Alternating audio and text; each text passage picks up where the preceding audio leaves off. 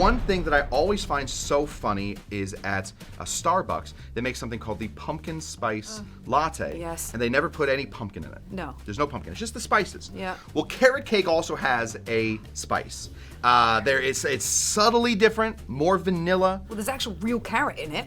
Yes, of course, but Yeah. the spice is what really gives it to you. So True. I have, for our next cocktail that I'm calling the Wascally Wabbit, this is carrot cake syrup, What? which uses 0 carrots.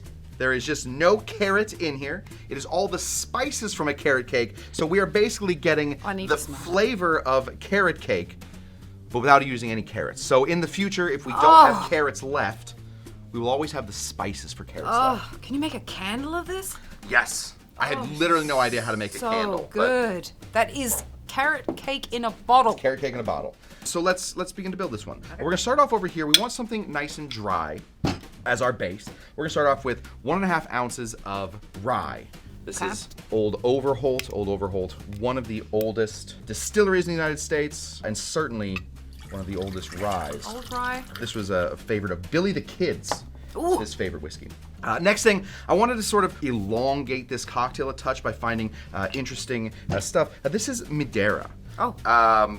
One of George Washington's favorite things. Yeah, there you go. So Madeira, we're gonna throw in 1/2 ounce of Madeira so that we're sort of supplementing some vermouth. We're basically throwing in vermouth. Yeah. That was my Yeah, thought on it. I At least. get it. We have our rye. Yep. Of course, we have our vermouth. Yep. If we're starting on a Manhattan, we're gonna need some bitters in here at some point. True. So what bitters would we use? Well, there's all kinds of bitters that we can use. But since I already had the Fernet spray out, I figured we would do a Fernet as our vermouth right here. So, as our bitter. Yeah. So grab your Fernet, 1/2 ounce of Fernet. Okay. This is where we get into our carrot cake.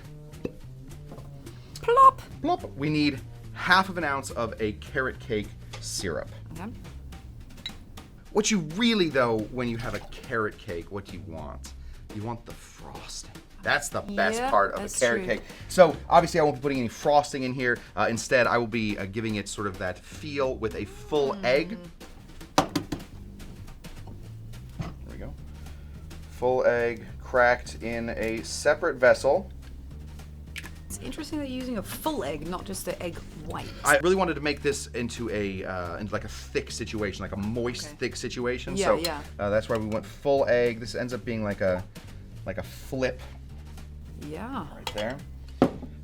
Now I am gonna just take a touch of this. This is just salt. Just gonna pinch a touch of salt in there. Okay. Baking, you always use salt in baking. It's just Yeah. not to make this Spices? Yeah, not to make this cocktail salty, but to sort of bring some of these to life. Yeah. So we're gonna give this a dry shake. Ready? Okay. 1, 2, 3.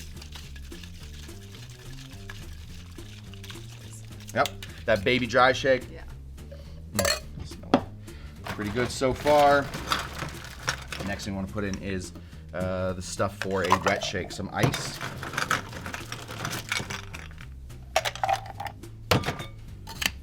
And big shake. Ready? 1, 2, 3.